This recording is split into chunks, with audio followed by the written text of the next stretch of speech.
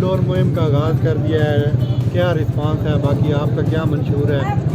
हल्के के मसाइल के हवाले से? देखिए, बहुत शुक्रिया, बड़ी नवाजिश आपकी, आपने मुझे मौका दिया।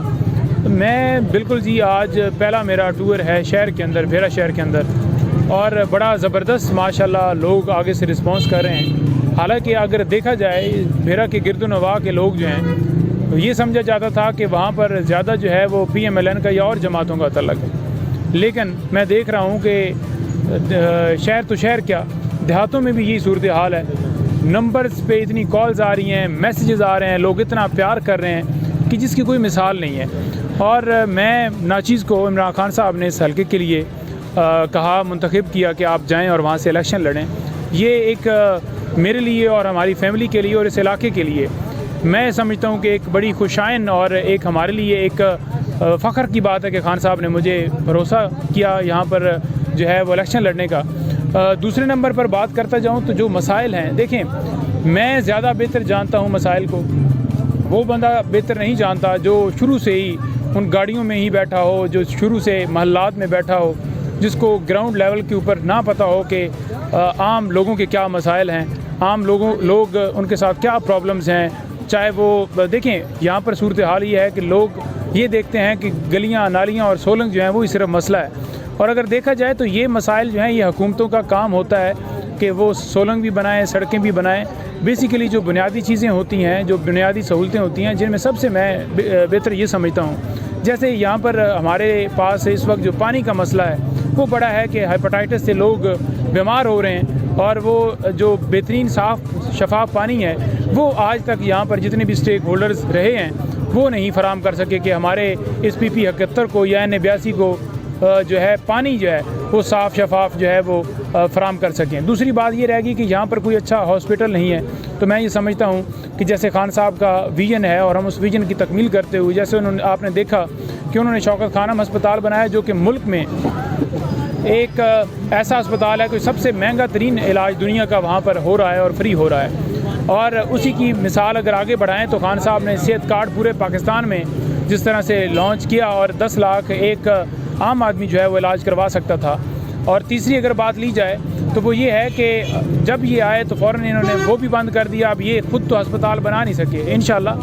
हमारी जब भी अल्लाह ताला ने हमें मौका दिया और आवाम की जो है वो तरफ से हमें पजीराई जैसे मिल रही है और हम कामयाब होते हैं तो इंशाल्लाह ताला आप देखेंगे कि हर शहर में अस्पताल, और स्पेशली भेरा तहसील में और जो उसके गिरदोनवा में बड़े कस्बे हैं वहाँ पर डिस्पेंसरियाँ और वहाँ पर ऐसे डॉक्टर्स के लिए एक छोटे हॉस्पिटल या ऐसे क्लिनिक्स होने चाहिए जहाँ पर हमारे बच्चे बुज़ुर्ग जो भी बीमार होता है वहाँ पर वो जाकर इलाज करवा सकते हैं। आवाम को क्या पैगाम? आवाम के लिए देखें ये पैगाम है कि एक तो हमारा जो खान साहब की तरफ से है, अब एजुकेशन वाला मामला रह गया क्योंकि मैं एजुकेशन भी बड़ा अहम समझता हूँ कि यहाँ पर कोई कॉलेज कोई यूनिवर्सिटी वो यहाँ पर नहीं है। तो मैं ये समझता हूँ कि वो भी हमारी प्रायोरिटीज़ लिया क्योंकि खान साहब ने हमेशा आपने देखा कि वज़ाइफ की बात हो या इस्लामी तालीम के हवाले से अल-कादर ट्रस्ट हो या दीगर खान साहब की आपने देखी कि पॉलिसियाँ जो पूरे मुल्क में थी जिसमें वो उन्होंने की प्रायोरिटी थी कि मुल्क के अंदर हेल्थ का इशू और हमारे बच्चे हमारा जो मुस्तकबिल हैं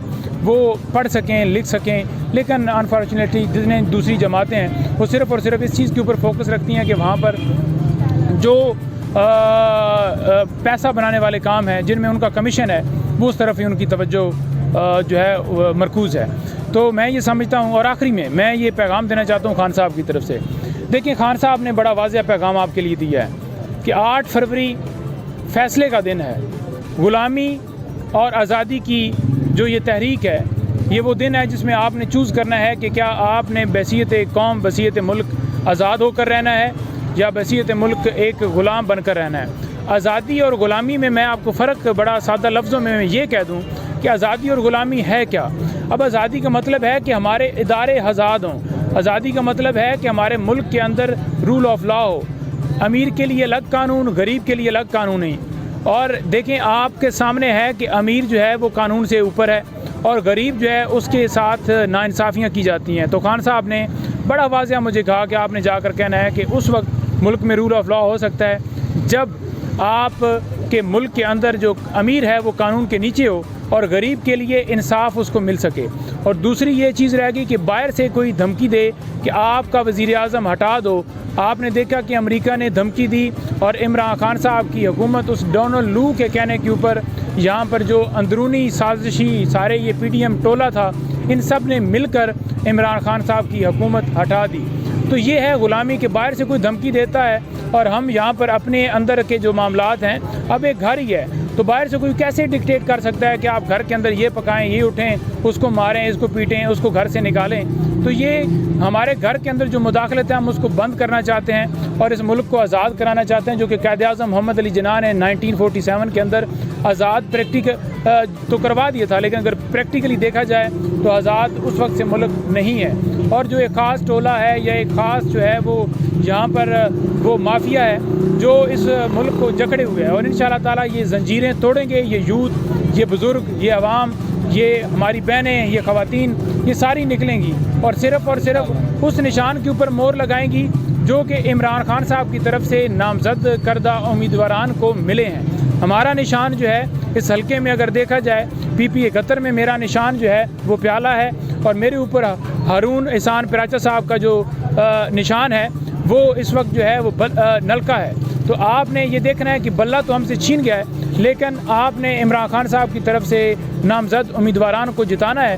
वो जो जीतेंगे वो जीत है कप्तान की, और अगर हम हल्कों से ये सीट इंशाल्लाह हम गिफ्ट करेंगे और पूरे पाकिस्तान से अगर ये सारे लोग इसी तरह से निकल पड़े और अपने अपने इलाकों में हमारे उम्मीदवारान यानी कि खान साहब ने जिनको नामज़द किया है, पाकिस्तान तहरीक इंसाफ ने नामज़द किया है, उनको जितवाएंगे तो फिर डेफिनेटली इंशाअल्लाह ताला हमारी हुकूमत भी आएगी और इस मुल्क की जो है हकीकी जो तरक्की है वो उस पर गामज़न होगा जी। Thank you.